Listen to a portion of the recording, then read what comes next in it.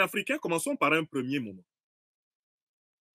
Qu'est-ce qui m'a amené à préparer et à exposer aujourd'hui cette conférence, en ce jour symbolique de mon pays natal, le Cameroun, le jour où on commémore l'assassinat d'un grand héros africain, Ernest Ouandié. Qu'est-ce qui m'a amené à proposer cette conférence? C'est parce que j'ai été amené à réfléchir à ce dont on nous rebat les oreilles dans la plupart des grands médias mainstream de la France-Afrique. À savoir qu'actuellement, il y aurait un sentiment anti-français qui se développe à une vitesse énorme en Afrique. Je me suis demandé, mais qu'est-ce qu'on entend par sentiment anti-français? Parce que, en tant qu'intellectuel né en Afrique, ayant reçu une bonne partie de ma formation en Afrique et m'étant intéressé très tôt à l'histoire de mon continent, mais je crois savoir que les relations entre la France et l'Afrique ont été marquées très tôt par des phénomènes de résistance. En fouillant rapidement, en menant une petite enquête dans ma documentation, j'ai trouvé par exemple ce bon travail du professeur ivoirien Christophe Ouandié sur les résistances à la colonisation française en Afrique noire, de 1871 à 1914. Christophe Ouandié parle de résistance, au pluriel, à la colonisation française en Afrique noire, de 1960 à 1914. Et je vous lis le résumé de l'article du brillant chercheur ivoirien que je salue, le professeur Christophe Ouandié. Je vous lis le résumé de son article pour que vous voyez que bon, ce n'est pas une histoire de sentiment anti-français. Pour Christophe Ouandié, historien, il documente des résistances africaines à la colonisation française. Donc, ce qu'il a enregistré, ce sont des actes, pas des émotions. Les actes menés par les Africains pour tenter d'échapper à la barbarie coloniale. C'est de cela que parle Christophe Ouandié dans l'article dont je vous lis ici le résumé. Donc, je m'étonne qu'il y ait des travaux qui prouvent que les Africains ont régulièrement résisté à la colonisation et qu'on vienne parler aujourd'hui de sentiments anti-français. Alors qu'on a plusieurs preuves historiques des résistances africaines contre le colonialisme français. Pourquoi on ne parle pas de résistance contre le colonialisme alors que ces résistances sont aisées à documenter? Bon, voici ce que dit par exemple le professeur Ouandié. J'ai fait une capture d'écran résumant son article. De 1871 à 1914, la colonisation française s'est imposée à 8 États de l'Afrique occidentale et à 4 États de l'Afrique centrale. Le Togo, le Cameroun, le Rwanda et le Burundi étaient sous domination allemande et le Zaïre sous domination belge.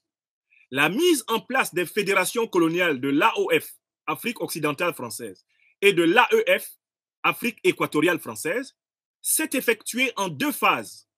Une phase d'exploration et de conquête jusqu'en 1900, une phase de prise en main effective des populations non encore soumises à l'autorité française après la signature des traités de délimitation. Au cours de ces 2 processus, les rois et les chefs, les peuples des communautés villageoises et claniques, des chefs de culte et confréries religieuses s'opposèrent aux Français par des actions de résistance dont la multiplicité et la diversité, voire la permanence, exprimèrent la volonté des Africains de refuser le système colonial. Fin de citation. Voilà comment le professeur Christophe Ouandié résume la rencontre du colonialisme français avec les peuples africains par le concept de résistance multiforme.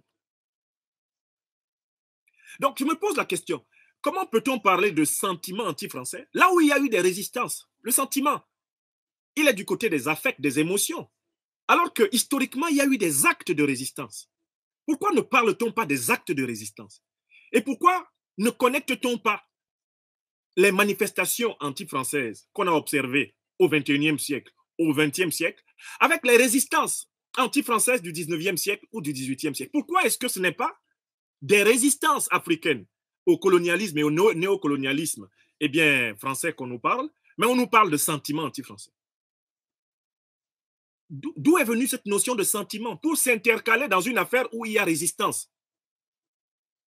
Selon Christophe Ouandié, au moins depuis le XIXe siècle, lui, il documente en Afrique de l'Ouest des résistances à partir du 19e siècle. Lorsque les missions coloniales françaises, après avoir exploré, décident de venir cette fois-ci imposer par la force la domination économique, la domination politique, la domination culturelle sur les peuples africains, il y a des résistances. Et c'est l'objet du travail du professeur Christophe Ouondi. Bon, je m'étonne parce que quand je consulte ma culture d'intellectuels d'origine africaine, je découvre que dès 1830, d'ailleurs dès le premier débarquement de l'armée française sur leur sol, les Algériens résistaient déjà à la colonisation française.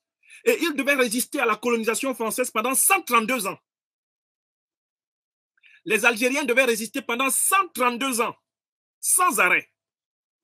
De l'émir Abdelkader à Messali Hadj, en passant par Lala Fatma Nsoumer.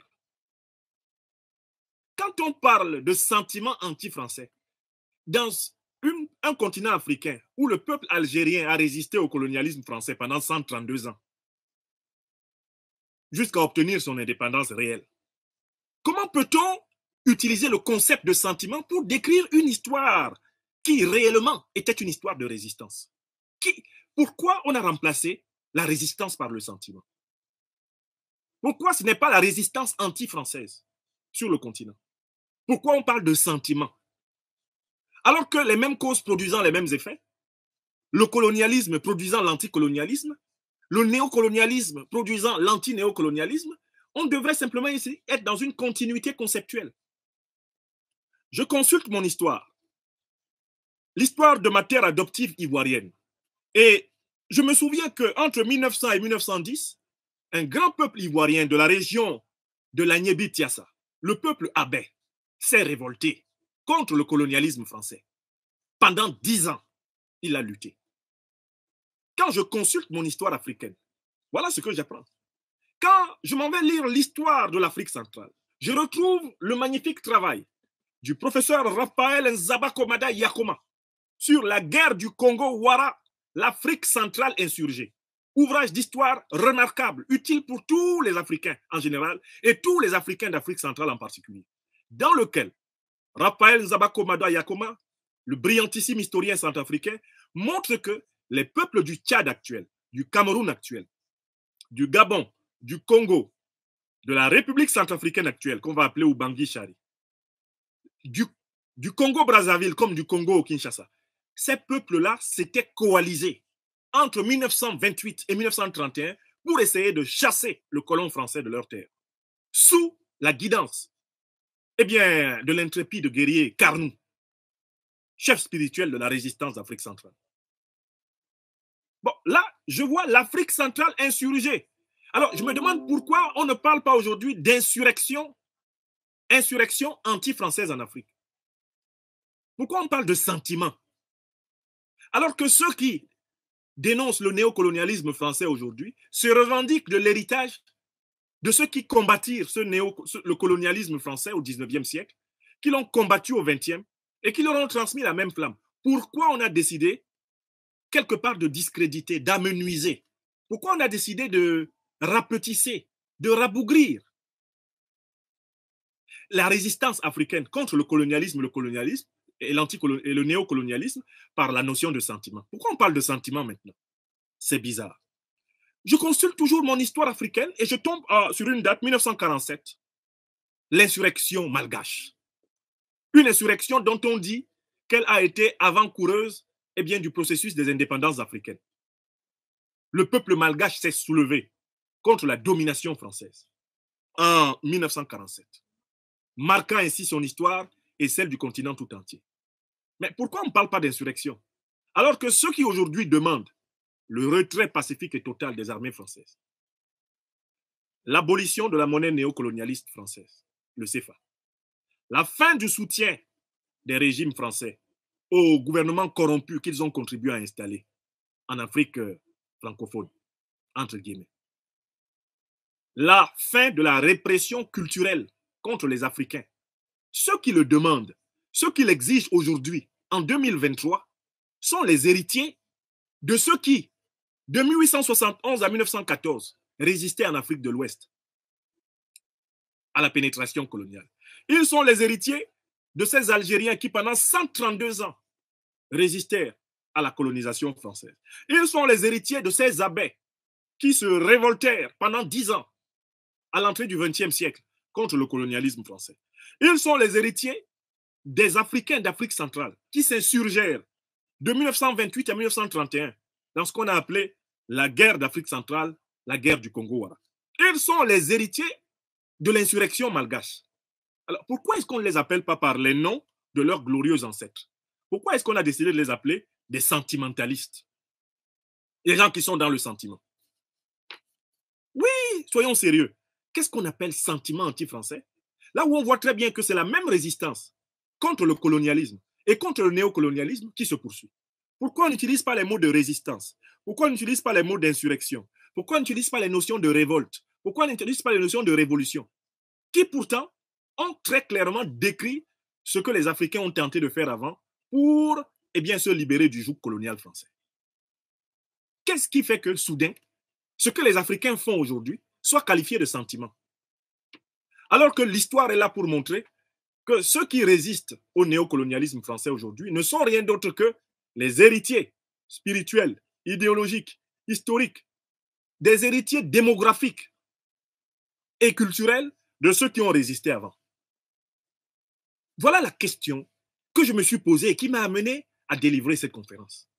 J'ai voulu comprendre comment et pourquoi ils sont allés chercher la notion de sentiment. Et pour en fait empêcher de voir les notions de révolte, insurrection, révolution, résistance.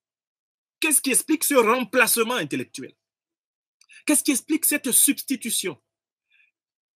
Qu'est-ce qui explique cette volonté, en quelque sorte, d'amenuiser, de péjorer, de minorer, de chosifier, cette volonté, en quelque sorte, de d'effriter, de discréditer les résistances africaines actuelles?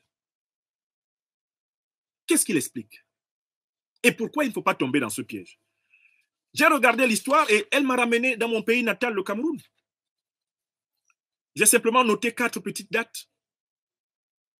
Le 13 septembre 1958, le héros de l'Union des populations du Cameroun, chef du mouvement indépendantiste camerounais, est assassiné dans la forêt de Boumiébel par l'armée française. Il s'appelle Ruben Oumniobé. Ça, ce n'est pas un sentiment. Il s'agit d'une date à laquelle l'armée française assassine le leader du mouvement indépendantiste camerounais, l'Union des populations du Cameroun. Ce n'est pas un sentiment. Je ne suis pas en train de vous rapporter un sentiment là. Je vous rapporte un fait historique.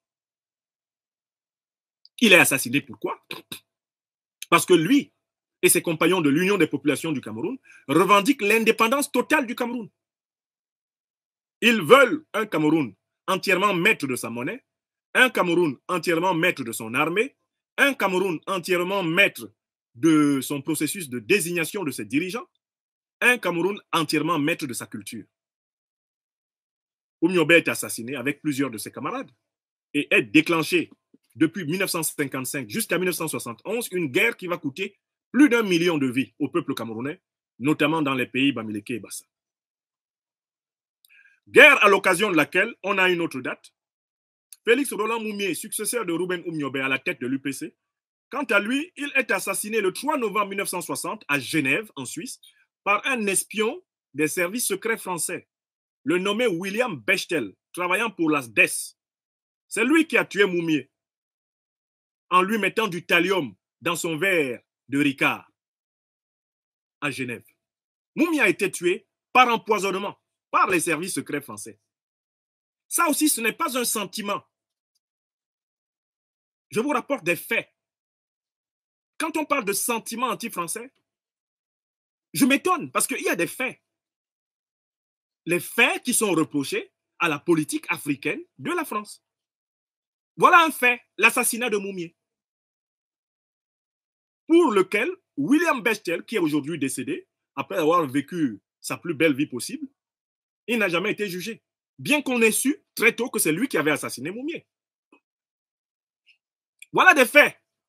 Là où on nous parle de sentiments, voilà ce qu'un Camerounais qui connaît l'histoire de son pays sait. Bon, le 15 mars 1966, l'un des héritiers de Moumié, et qui s'appelle Osende Afana, est assassiné dans la forêt de l'Est Cameroun par l'armée camerounaise accompagnée de ses maîtres colons français. Amadou Ahidjo est désormais au pouvoir, mais il est encadré par l'armée française. Ils assassinent ainsi le premier docteur en économie de toute l'Afrique noire. Le premier docteur en économie de toute l'Afrique noire, Castor Osende Afana, qui avait rédigé une thèse de doctorat sur l'économie de l'Ouest africain, laquelle thèse serait la base de toutes les thèses émancipatoires de l'économie africaine qu'on retrouvera plus tard dans les écrits des Samir Amin, des Tchoundja Mpwemi et de tous leurs héritiers. Ça, c'est un fait. Il ne s'agit pas d'un sentiment.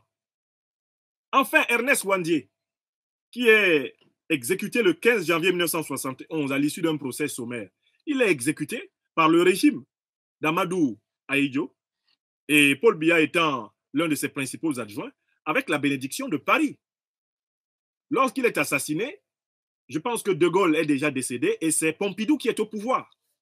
Donc tout ceci se passe avec la caution de Paris, l'exécution de Ouandié Ernest par Amadou Ahidjo et Paul Biya. Paul Biya qui est l'un des principaux collaborateurs d'Ahidjo à partir de 1961, après avoir été comme Ahidjo, coopté et imposé au peuple camerounais par les colons français. Donc, quand je reviens à l'histoire de mon pays natal, le Cameroun, je vois 1 million de personnes qui ont été massacrées parce qu'elles étaient supposées sympathisantes du mouvement de l'Union des populations du Cameroun qui voulait l'indépendance réelle de mon pays natal. Et je ne vois donc pas où est-ce qu'on peut parler de sentiment anti-français. Ce n'est pas un sentiment. Il s'agit là de l'histoire très longue des résistances africaines contre le racisme négriste, contre le colonialisme et contre le néocolonialisme. Quelqu'un qui critiquerait la politique française au Cameroun aujourd'hui ne se base pas sur du sentiment. Il se base sur des faits historiques. Et mes chers amis, dans cette introduction, qu'est-ce que je voulais faire? Je voulais dire que, quel que soit le pays africain que vous allez prendre et qui a connu la colonisation française, les gens ont des faits, ils ont des actions, ils ont des dates, lors desquelles il y a eu confrontation entre le désir de liberté, le désir de dignité, le désir de souveraineté des peuples africains et la volonté de domination, la volonté de massacre, la volonté d'exploitation et de pillage des colons français. Donc, il ne s'agit pas de sentiments, il s'agit d'une histoire réelle, de faits qui se transmettent de génération en génération et qui constituent une mémoire de résistance africaine. Vous prenez l'histoire de la Côte d'Ivoire. Ce n'est pas de sentiment qu'il est question en Côte d'Ivoire. On prend quelques dates. La révolte des Abès, ce n'est pas une affaire de sentiment. La résistance anticoloniale de Samori, englobant par exemple la région actuelle de Kong en Côte d'Ivoire, ce n'est pas une affaire de sentiment. Il s'agit là de faits, d'actes de résistance, de confrontation. Mais venons en 2004, devant l'Hôtel Ivoire, quand l'armée française tire sur des civils ivoiriens et massacre au bas mot une 60aine d'entre eux devant l'Hôtel Ivoire, est-ce que ça c'est un sentiment? Est-ce que c'est un sentiment anti-français ou il s'agit plutôt du constat de la barbarie française? Est-ce que ceux qui ont tué les civils ivoiriens en novembre 2004 devant l'Hôtel Ivoire, est-ce qu'ils ont été jugés? Est-ce qu'ils ont été jugés? Ça s'est passé en plein 21e siècle. En plein 21e siècle.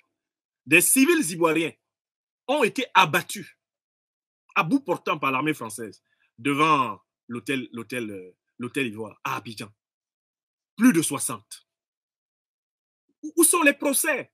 Parce que j'aimerais me demander qui a eu l'idée saugrenue d'appeler sentiment anti-français, ce qui pour les Africains relève de la conscience et de la mémoire historique, sont des faits.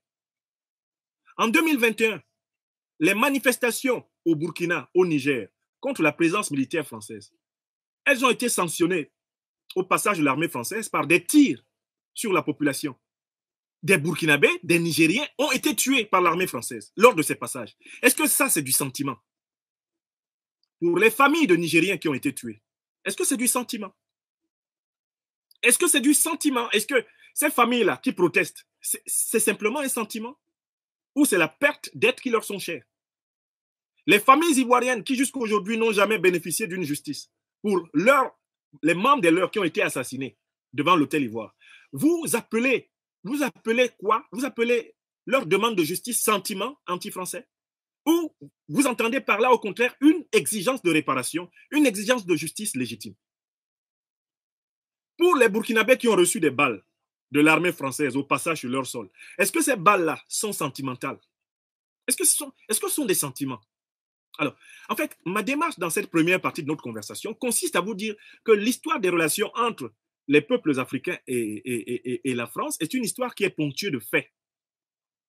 Et les faits dominants, ce sont les faits, négriers, ce sont les faits coloniaux, et ce sont les faits coloniaux et les faits néocoloniaux. Les faits dominants de la relation franco-africaine sont les faits négriers, les faits coloniaux et les faits néocoloniaux. Et en opposition à ces faits, qui étaient bien souvent des actes barbares et des actes de domination, les Africains ont essayé d'opposer des résistances multiformes. Les Africains ont essayé d'opposer des révoltes. Les Africains ont essayé d'opposer, comme le montrera Frantz Fanon, même une révolution. Voilà la réalité. Ce n'est pas une affaire de sentiment. Les Africains qui ont été commercialisés comme des marchandises dans le cadre de la traite négrière par les négriers de la monarchie française, ces Africains n'étaient pas dans le sentiment. Ce qui leur est arrivé n'était pas une affaire sentimentale. Il s'agissait d'un arrachement physique, anthropologique, psychologique. Il s'agissait de la traversée de la mort dans laquelle beaucoup restèrent. Ce n'était pas des sentiments. Lors de la pénétration coloniale, notamment à partir du 19e siècle, les massacres que perpètrent les armées françaises en avançant dans les territoires africains ne sont pas des massacres sentimentaux. Les morts qui jonchent la terre d'Afrique au passage des bataillons de l'armée française, ces morts-là ne sont pas des morts sentimentaux. Ils ne sont pas des morts imaginaires. C'est parce qu'on veut les déposséder de la souveraineté, on veut les déposséder de la jouissance de leur terre et des richesses de leur pays qu'on les massacre, qu'on les élimine. Tout au long du XXe siècle, les actes de barbarie, les crimes contre l'humanité qui ont été perpétrés ne sont pas des actes sentimentaux.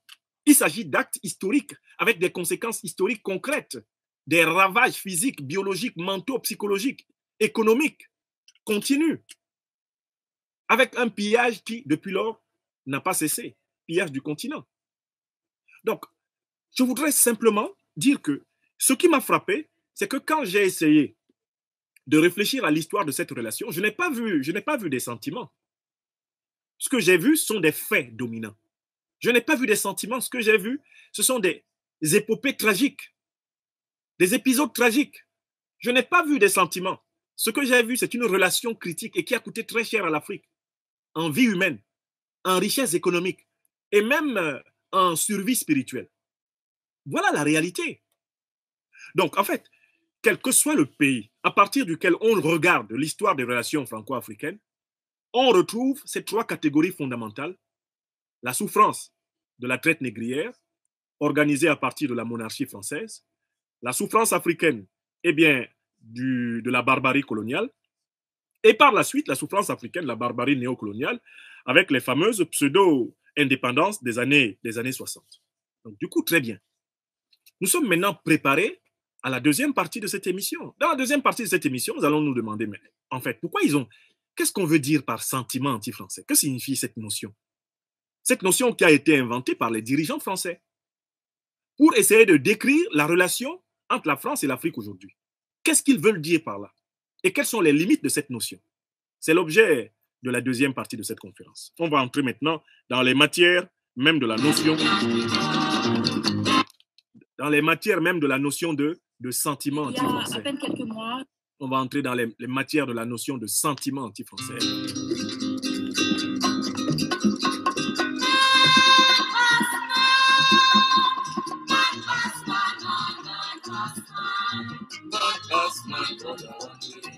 Sentiment. Nous allons parler de sentiment. On va essayer de comprendre qu'est-ce que c'est qu'un sentiment d'abord.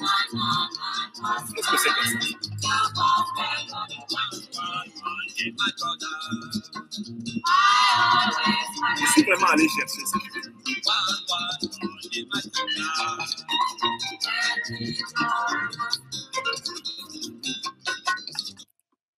Bon, on va disséquer l'expression. Deuxième partie de cette conférence, nous allons disséquer l'expression sentiment anti-français. Nous allons prendre cette expression en deux moments avant de la rassembler. Nous allons d'abord prendre le mot sentiment. Quelles sont les implications de la notion de sentiment? Ça veut dire quoi, sentiment? Parce qu'on entend parfois des mots sans les écouter. Et ensuite, que signifie anti-français? Comment un sentiment anti-français est possible? Sentiment anti-français. Bon. D'abord, la notion de sentiment, étymologiquement, le mot sentiment vient du verbe sentir. Sentir signifie avoir des sensations. Or, les sensations renvoient au fonctionnement de notre corps animal. Puisque nous avons les sensations à travers les perceptions de nos yeux, on parle de sensations visuelles, nous avons des sensations à travers les perceptions de notre odorat, on parle de sensations olfactives, nous avons des sensations à travers les perceptions de notre langue, on parle de sensations gustatives, c'est avec ça que nous goûtons, par exemple les aliments. Nous avons des sensations à travers les perceptions de notre ouïe, donc de nos oreilles, et on parle ici de perceptions auditives. Enfin, nous avons des sensations à partir des perceptions de notre peau, la peau. Alors là, on parle de sensations tactiles.